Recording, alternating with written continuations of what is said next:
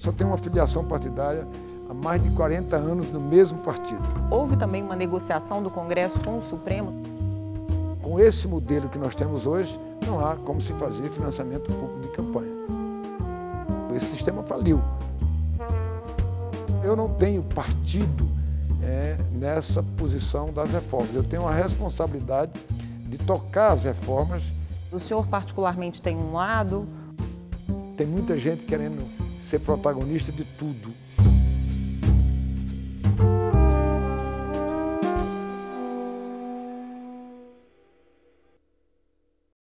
O país passa por um momento de turbulência política, econômica, e isso já vem de algum tempo. O senhor já assumiu a presidência nesse momento. Como é que o Congresso tem se comportado diante dessas turbulências? Bom, primeiro, é uma alegria, um prazer ter sido convidado para fazer o primeiro programa, né, que vocês estão lançando na TV Senado. Segundo, dizer que todos nós sabemos que o Brasil vive um momento extremamente difícil, tanto do ponto de vista da economia como do ponto de vista da política. Talvez quis Deus e o destino que eu sentasse nessa cadeira de presidente deste poder no momento tão conturbado da vida política nacional. E o estilo, né, o estilo que trago da minha história, da minha vida política, da minha vida empresarial, da minha vida pessoal, é o estilo da conciliação, de buscar o entendimento. E mesmo com todas essas questões que estão sendo colocadas e dificuldades, o Congresso Nacional nunca obteve uma performance de votações de matérias importantes e em quantidade que nós conseguimos fazer desde 2007 até o dia de hoje. Foi o maior número de matérias votadas, todas as matérias importantes aqui no Senado Federal. Então, a casa está funcionando naturalmente, os debates estão acontecendo, o regime democrático é importante e quem lutou contra a ditadura militar, como eu lutei, nesse momento está sentado naquela cadeira, no momento mais importante do debate político, que se faz o debate político no país, acirrado muitas vezes, radicalizado muitas vezes, mas com paciência a gente tem dado o comando e temos obtido bons resultados do ponto de vista legislativo, sempre voltado para o interesse da população brasileira. Para solucionar a crise econômica, talvez a matéria mais importante que tenha sido votada foi a renegociação da dívida dos estados. É isso mesmo, presidente? Nós votamos várias matérias do ponto de vista de economia, né, do ponto de vista de beneficiar a população. E, ao votar matérias importantes do ponto de vista de beneficiar estados e municípios, nós estamos beneficiando pessoas, porque as pessoas vivem nos municípios, as pessoas utilizam, né, todos os meios de serviços públicos, principalmente as pessoas mais simples, as pessoas mais pobres, vivem e trabalham, lutam nesses municípios. Portanto, o Congresso tem dado essa contribuição na renegociação de dívidas dos estados brasileiros. Acabamos de aprovar matérias importantes na Comissão de Assuntos Econômicos, trouxemos em regime de urgência para o plenário, fizemos uma reunião com 20 governadores e 3 vice-governadores, com o ministro da Fazenda, com o presidente da República, e fizemos aqui o nosso dever de casa, aprovamos as 2 matérias que eram importantes para a regularização de dívida dos estados e dos municípios brasileiros, sem contar com várias outras matérias no sentido de melhorar a qualidade de vida das pessoas, de fazer com que a economia adiantasse, desse uma levantada, porque esse é o grande problema que nós temos no Brasil hoje. São 14 milhões de brasileiros que estão desempregados e nós temos a obrigação, não apenas o Poder Executivo, mas o Poder Legislativo tem que dar essa condição para que essas pessoas possam ter oportunidade de trabalho, de emprego e de uma outra leva de jovens que estão chegando a esse mercado de trabalho. Então, essa é uma grande preocupação aqui dessa casa e nós temos buscado dar essa contribuição ao país e aos brasileiros.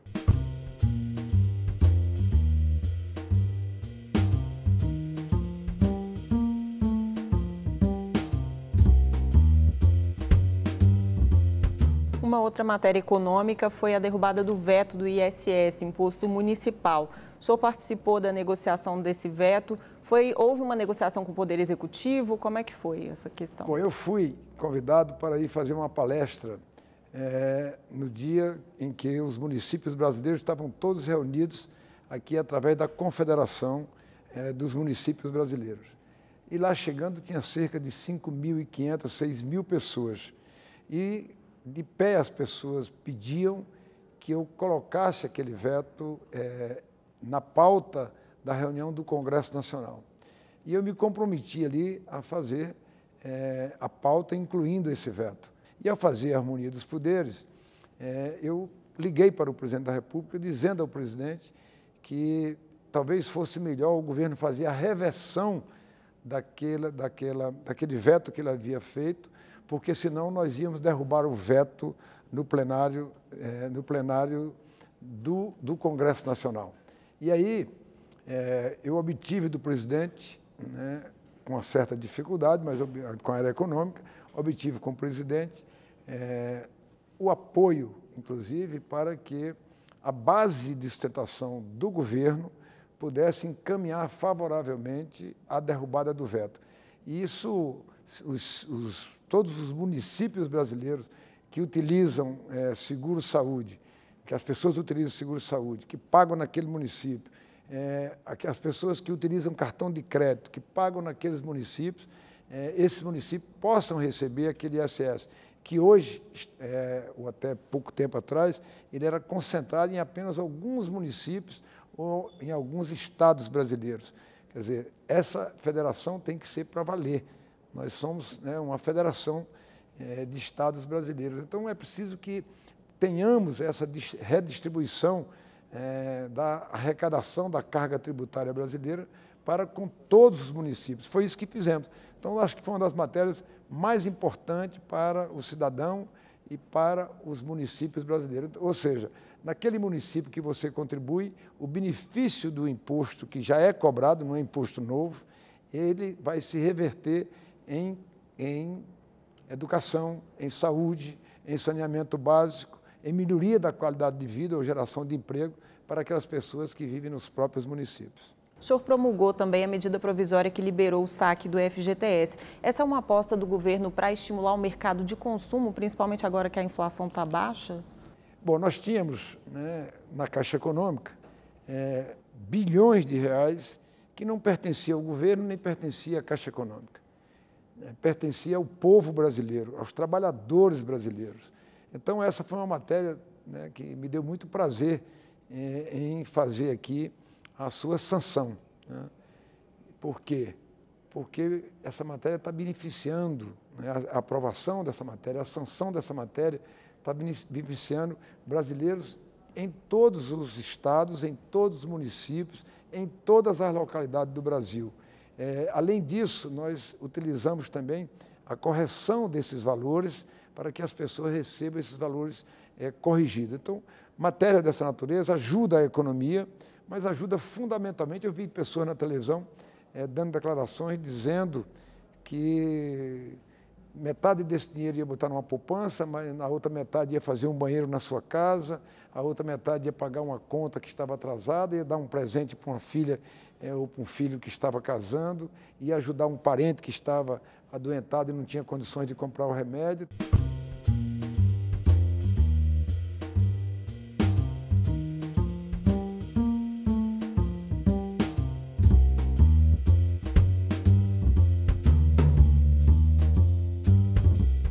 Essa questão da liberação do FGTS também está na reforma trabalhista, que tem sido bem polêmica aqui no Senado. O senhor particularmente tem um lado? Há uma necessidade de se fazer uma atualização da CLT, que foi algo extraordinário, feito lá atrás, em 1940, mas precisa de ser atualizada. Quanto à forma de atualização, quais os itens, de que forma deve ser atualizado, esse é um debate da Casa. Ele é extremamente democrático. Por isso eu fiz aqui debates no plenário do Senado, com 2 sessões específicas para debates. Eu distribuí, podia ter distribuído para apenas uma comissão, eu distribuí para 3 comissões para que as comissões fizessem audiências públicas, ouvissem as partes, né, contrárias e as favoráveis a essa reforma, porque isso é próprio da democracia, né? Fazer o debate e, no final, fazer a votação. Quem tiver votos ou quem tiver mais condição de convencer o outro lado vai ser, obviamente, o vencedor. Então, eu não tenho partido nessa posição das reformas. Eu tenho a responsabilidade de tocar as reformas para que o Brasil se modernize, para que nós tenhamos aqui uma condição de ter uma previdência que possa pagar aos seus servidores. Nessa negociação que você falou com os estados brasileiros, nós fizemos aqui uma matéria de urgência para atender 2 estados que não tinham mais condições de pagar o funcionalismo, que não tinham mais condições de pagar as pessoas aposentadas, que era o caso do Rio Grande do Sul e o caso do Rio de Janeiro. Então, nós não podemos deixar o Brasil chegar a esse ponto. Portanto, o debate é extremamente saudável. Eu distribuí para 3 comissões. Tenho convicção que, quando essa matéria chegar aqui, essa da reforma trabalhista, no plenário do Senado, eu vou dar espaço para que todos os senadores que façam sua inscrição tenham o tempo regimental para fazer o debate. Se precisar de um dia, faremos num dia. Se precisar de 2 dias, faremos em 2 dias. Se precisar de uma semana, faremos numa semana, para que saia do debate, né, que é democrático, que é legítimo, o resultado final, que é o resultado esperado para que essa reforma possa acontecer no Brasil.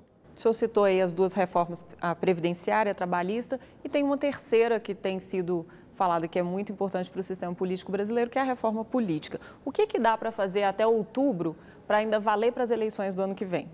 Bom, essa é uma reforma que eu reputo das mais importantes, porque todos nós, todos os brasileiros que estão atentos, estão presenciando nesse momento uma grande crise política pelo modelo político que era o de financiamento por empresas privadas, né? E por mais ingênuo que seja a contribuição, ela hoje está sendo colocada sob suspeição porque aquele sistema faliu, esse sistema faliu. Nós não temos nenhuma dúvida em relação a isso. E essa reforma política, ela é essencial, porque nós temos até o dia 30 de setembro para fazermos a reforma política necessária. Eu conversei com o presidente Rodrigo Maia, ele está já colocando em votação, em debate para colocar em votação, a questão da cláusula de barreira, a questão da extinção dos chamados partidos, mini partidos, que fazem uma coligação. E nós temos exemplos aqui de pessoas que disputaram o mandato, receberam mais de 100 mil votos e não obtiveram a cadeira de deputado. E pessoas que nessas coligações, da forma como estavam sendo feitas, com 6 mil votos, estão sentados numa cadeira. Então, esse sistema faliu. Nós não podemos continuar mais com esse sistema, sob pena de nós proibimos financiamento de empresas privadas para financiar campanhas políticas. Nós só temos hoje a condição da pessoa física. E o Brasil não tem um histórico, uma tradição de se doar, né? A pessoa física fazer doação para candidatos, diferente dos Estados Unidos e de outros países. O Brasil não tem essa tradição, porque o financiamento era feito por empresa, era legítimo o financiamento, era legal. Né? Não vou nem falar a palavra legítimo, mas era legal. Né? A palavra está correta, era legal, tinha legislação que amparava esse tipo de financiamento. Então, essa reforma é preciso que ela seja aprovada antes de setembro, que definamos um calendário para também aprovarmos o financiamento de campanha. Agora, com essa estrutura acha que tem que mexer no hoje, financiamento de campanha? Com a estrutura que nós temos hoje, da montagem que nós temos hoje, da proliferação de partidos, o presidente do TSE, ministro Gilmar Mendes, me disse há poucos dias, numa conversa que tive com ele, republicanamente, sobre esse assunto, ele me dizia que tem mais de 20 partidos prontos a serem instalados no Brasil, se não bastasse a quantidade de partidos que nós temos. Então, esse fim das coligações, a cláusula de barreira, vai permitir que a gente enxugue, né, enxugue essa quantidade de partidos e que evoluamos para a questão do voto distrital misto, para que as pessoas escolham nos seus distritos os seus representantes e aqueles que acharem que tem mais popularidade, que tem mais trabalho pelo Estado inteiro, possa disputar pelo Estado inteiro. Então, nós temos que evoluir e nós temos que aprovar algo já para as eleições de 2018 e, como você disse, o prazo vai se extinguir no dia 30 de setembro. Portanto, há uma interface entre essa casa, que é o Senado, e a Câmara dos Deputados, com os dois presidentes, com as lideranças, para que a gente tenha condições de aprovar essa matéria antes da data prevista de setembro, para valer já nas eleições de 2018, porque se isso não acontecer, quem tiver juízo vai ter dificuldade, inclusive, de fazer uma disputa eleitoral, porque como não há regras e não há financiamento de campanha, como se faz uma campanha sem recursos? Isso não existe, portanto, nós precisamos evoluir o mais rapidamente possível para que essa matéria seja aprovada. E como é que vai funcionar, presidente? Porque o Senado já votou cláusula de barreira, fim das coligações nas eleições proporcionais, mandou a matéria para a Câmara e a Câmara tem uma comissão específica para a reforma política que está votando aí esse texto e vai mandar para o Senado. Como é que fica essa tramitação? Bom, no sistema bicameral, cabe à casa que iniciou, né? No caso, essa matéria foi aprovada primeiro no Senado, ela foi para a Câmara.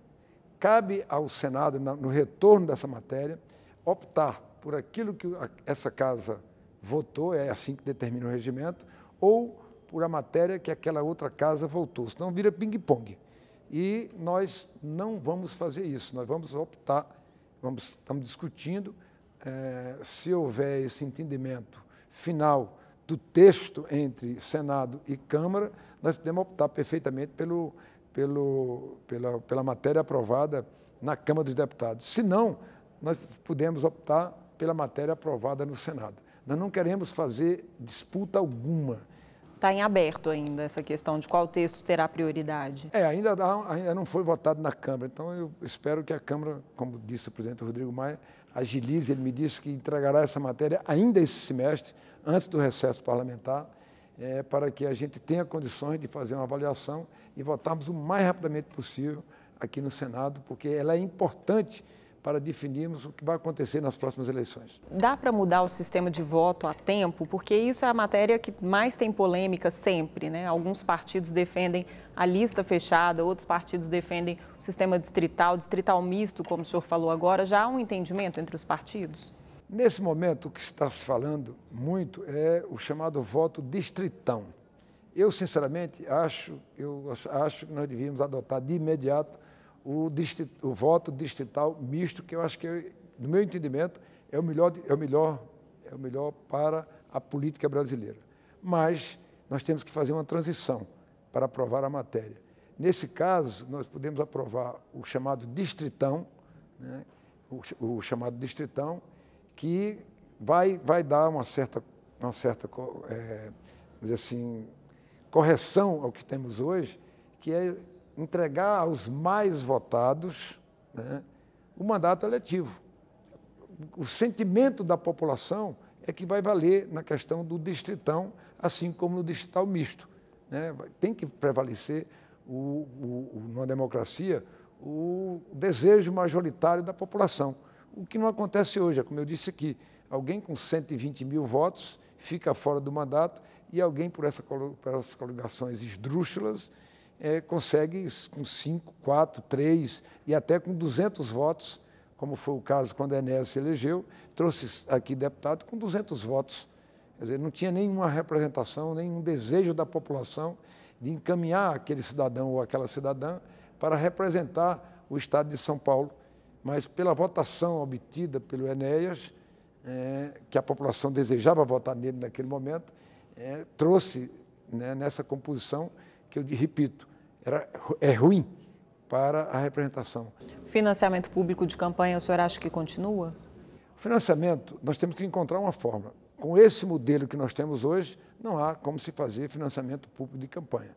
Com um modelo adequado, né, com financiamento aos partidos políticos, com acompanhamento e talvez até com a distribuição desse recurso feita pelo próprio TSE, aí nós teremos uma condição de uma eleição mais clara, mais limpa, né, e sem nenhum tipo de subterfúgio e nem os chamados grupos ou direções partidárias fazendo o comando e escolhendo aqueles nomes que melhor lhe convier. Então, a lista ela é importante, muitos países adotam a lista, mas, nesse primeiro momento, eu acho que nós teremos dificuldade de aprovar a lista. Talvez, o meu sentimento é que nós vamos evoluir para o distritão e já na eleição de 2022 nós teremos, já, se Deus quiser, uma eleição com o voto distrital misto. Outras matérias votadas pelo Senado esse semestre foram o abuso de autoridade e a PEC do foro privilegiado.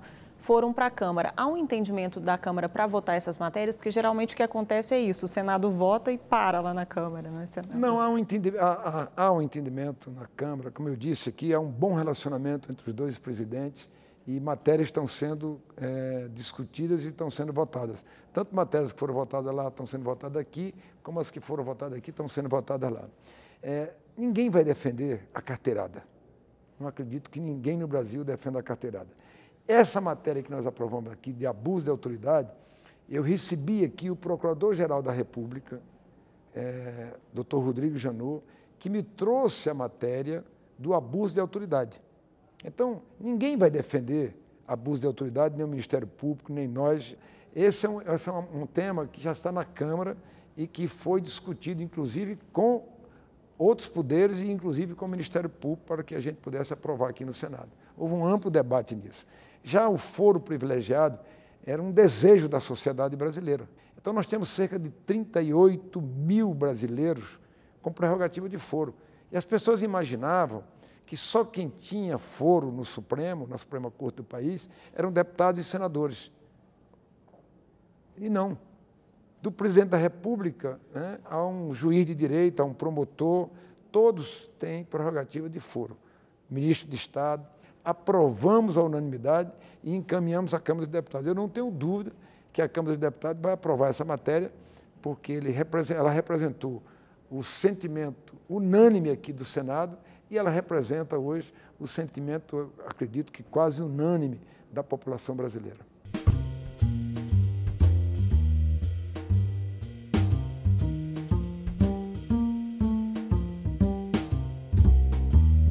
PEC da vaquejada, um último assunto. Ela foi aprovada aqui esse semestre e o Supremo havia declarado inconstitucional a vaquejada, né? Havia proibido a vaquejada. Houve também uma negociação do Congresso com o Supremo nessa matéria? Olha, para ser sincero, essa é uma matéria, né, que a gente precisa acabar com os preconceitos no Brasil. Porque a vaquejada é uma tradição secular. Uma tradição secular. As pessoas talvez nem compreendam quando veem aqueles homens vestidos com aquelas roupas de couro, chapéu de couro e até uma máscara no rosto, é porque ele entrava na jurema. A jurema é uma árvore que dá muito espinho. E o gado não tinha cerca naquela época. Então o gado andava léguas e léguas, né?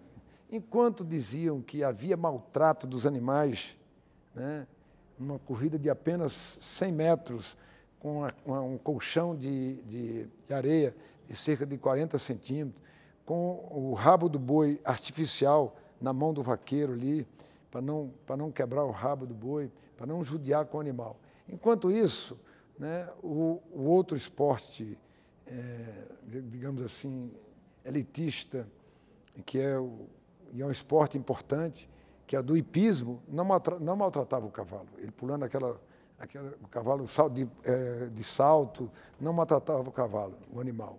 O rodeio, que amarra o boi pela cintura, não maltratava o boi. Mas o Nordeste, aquilo ali estava, né, impedido por essa questão. Então, o que nós fizemos? Alteramos a Constituição para tornar duas coisas. Primeiro, não permitir o maltrato de animais, né? Proteger os animais que estão ali à disposição daquela questão da vaquejada. Preservar uma cultura que é secular no Nordeste brasileiro. E para preservar também, 723 mil empregos que essa atividade gera. Tem homens que vivem exclusivamente da ferradura de animais, né? E eu vi até na televisão um cidadão dizendo: como eu vou sustentar minha família? Tenho 5 filhos aqui, não sei como vou sustentar minha família, porque eu desde criança aprendi com o meu pai ferrar animais, fazer a ferradura, e eu não sei fazer outra coisa. A extinção da vaquejada é a extinção do meu trabalho, da minha dignidade, é a extinção talvez da minha vida e da minha sobrevivência digna para sustentar os meus filhos. Aquilo, sinceramente, me sensibilizou. E eu tive o privilégio, né, aqui de sancionar, porque a alteração à Constituição, quem sanciona é o presidente do Congresso Nacional, de sancionar algo que estava gerando mais de 700 mil empregos, algo que era uma tradição do Nordeste brasileiro, da sua cultura, da sua gente, né, e preservando o direito de não maltrato aos animais.